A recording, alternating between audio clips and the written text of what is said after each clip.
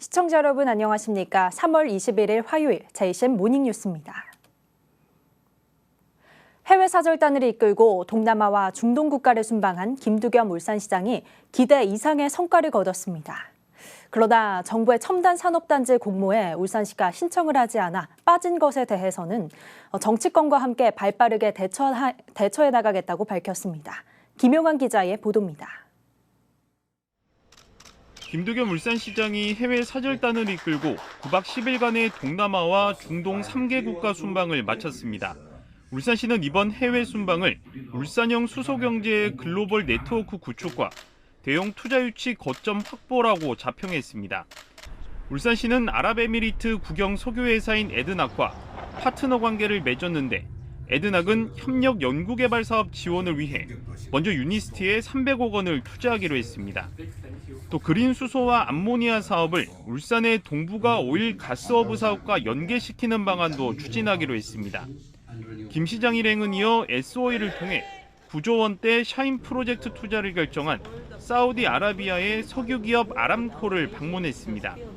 아람코는 이 자리에서 울산의 신규 대형 투자에 대한 의지를 표명했는데 한국석유공사의 울산 지하 비축기지를 매입할 수 있다는 입장을 밝힌 것으로 전해졌습니다. 그 지하 전체를 매입할 계획이 있는 거로 시의께서 말씀을 주셨습니다.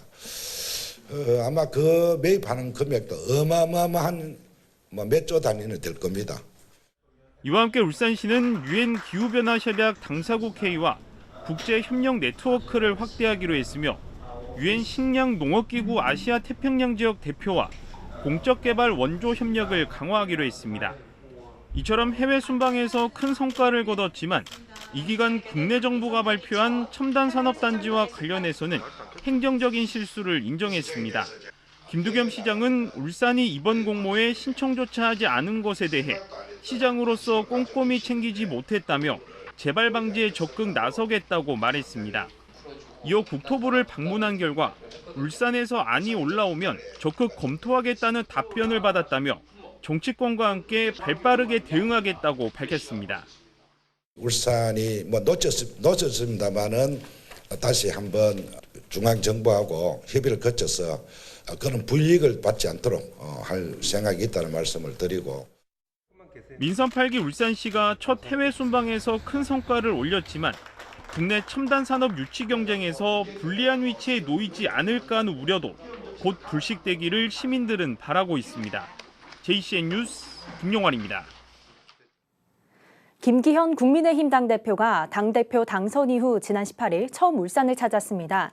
김 대표는 이 자리에서 김두겸 울산시장과 함께 울산의 새로운 발전을 위해 머리를 맞대겠다고 밝혔습니다. 김기현 대표의 말 들어보시겠습니다. 우리 울산 시민 여러분들께서 저 김기현에 대한 뜨거운 애정을 보여주신 덕분에 국민의힘 집권 여당의 당대표가 될 수 있었습니다. 진심으로 감사를 드립니다. 그것은 저 김기현이 울산 발전을 위해서, 대한민국 발전을 위해서 헌신적으로 일해달라고 하는 뜻이 담겨 있다고 믿고 있습니다. 그 부르심에 꼭 잘 부응해서 울산 발전, 대한민국 발전을 이루는데 앞장서도록 하겠습니다. 정치도 올바로 세워지고 경제도 다시 살아나고 대한민국의 안전보장도 든든해지는 자랑스러운 나라 만들 수 있도록 모든 것을 다 던져서 일하도록 하겠습니다. 특별히 제 고향이기도 하고 또 시민 여러분들께서 저 김기현을 정치인으로 키워주신 곳이기도 한 바로 이 울산의 발전을 위해서 무엇보다 최우선 관심을 두겠습니다. 울산이 여러 가지 침체의 상황에 놓여 있습니다. 인구도 줄어들고 경제적으로 많은 위축 상태에 놓이는 단계에 있는데 새로운 발전, 퀀텀 점프를 위해서 김두겸 시장님과 머리를 맞대고서 그 사업들을 이루어 나가도록 하겠습니다. 국민의힘 울산시당은 어제 남구의원 보궐선거 선거대책위원회 출범식과 필승 결의대회를 개최했습니다.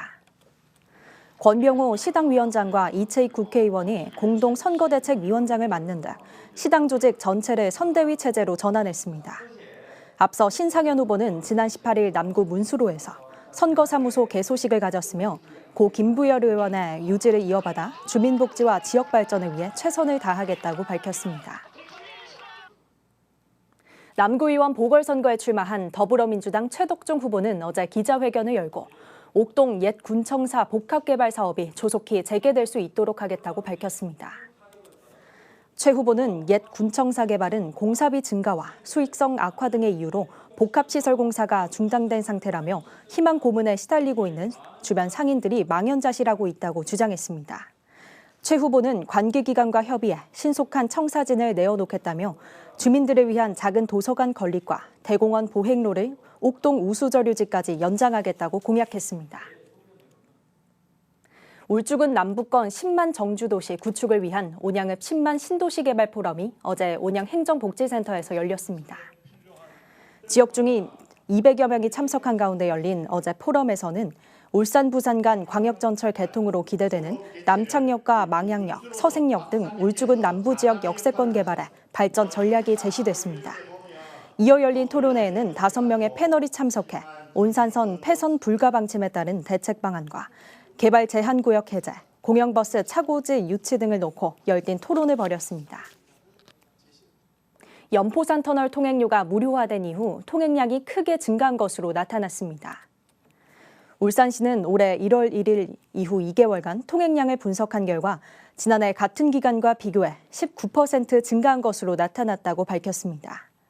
무료화 이후 한 달은 연포산 터널 통행량이 14% 늘었고 울산대교 통행량은 소폭 감소했지만 2달째에는 대교 통행량까지 늘면서 전체 통행량이 증가했습니다.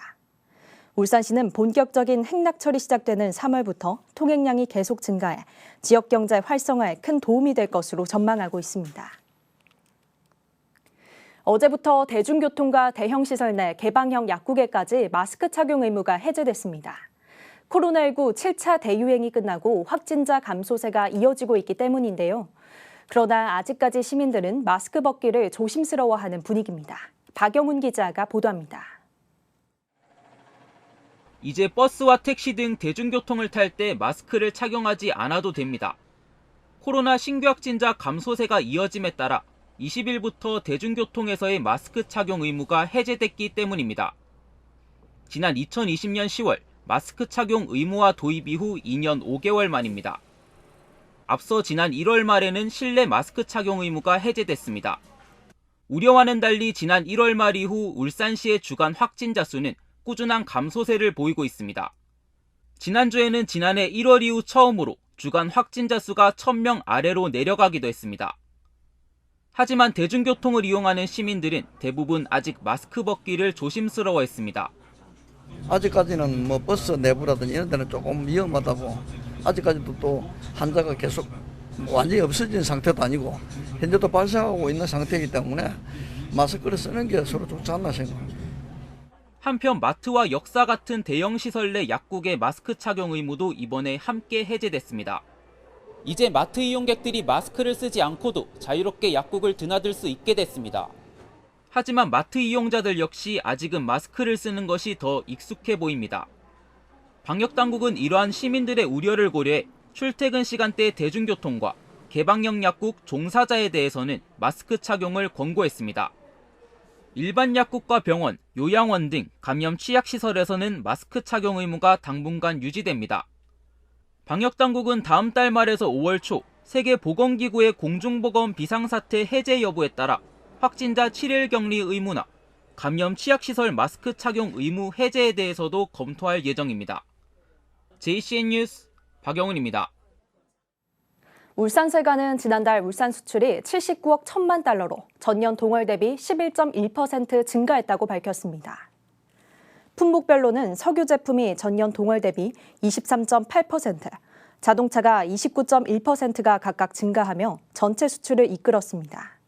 반면 같은 기간 울산 지역 수입액은 전년 동월 대비 0.4% 증가했으며 울산의 무역 수지는 101개월 연속 흑자를 기록했습니다.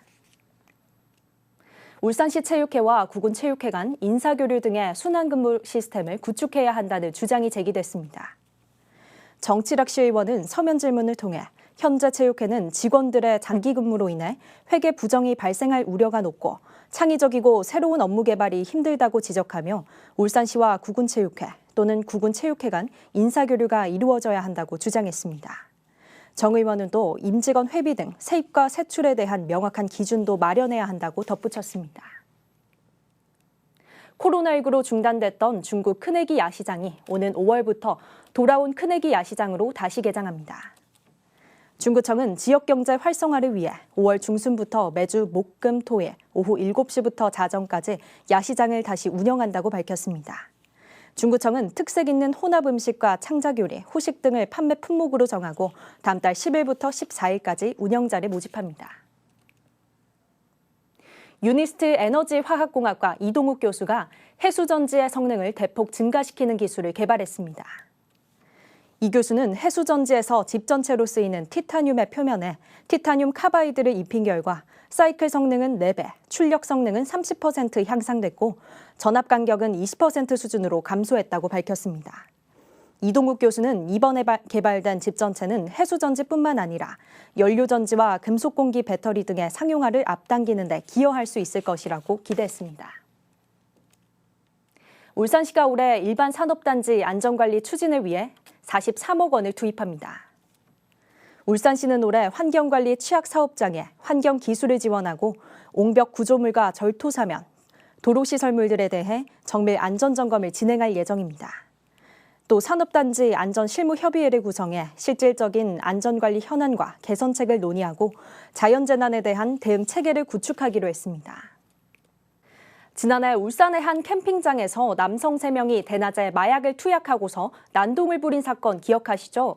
당시 이들은 환각성이 강한 LSD를 투약했는데 검찰이 태국에서 마약을 구입한 남성에게 징역 5년을 구형했습니다. 초범인 점을 감안하더라도 환각성이 강한 LSD를 구입해 여럿이 투약해 죄질이 중하다고 판단했습니다. 구현희 기자입니다. 맨발에 우통을 벗은 남성이 술에 취한 듯 비틀거립니다. 화단 울타리와 한참을 씨름하더니 그대로 고꾸라집니다.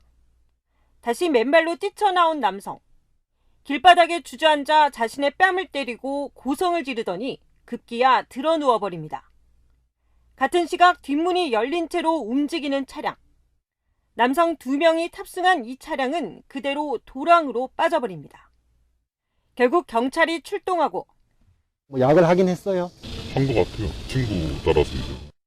한 남성은 연행 도중 살려달라 외칩니다. 살려달라고요. 조금만 긴장하세요. 살려주세요. 지난해 8월 울산의 한 캠핑장에서 남성 3명이 대낮에 벌인 마약 투약 소동입니다. 이들이 투약한 마약은 향정신성 의약품인 LSD. 스티커 형태로 혀 아래 녹여 투약하는데 환각 효과가 코카인의 100배, 필로폰의 300배에 달합니다.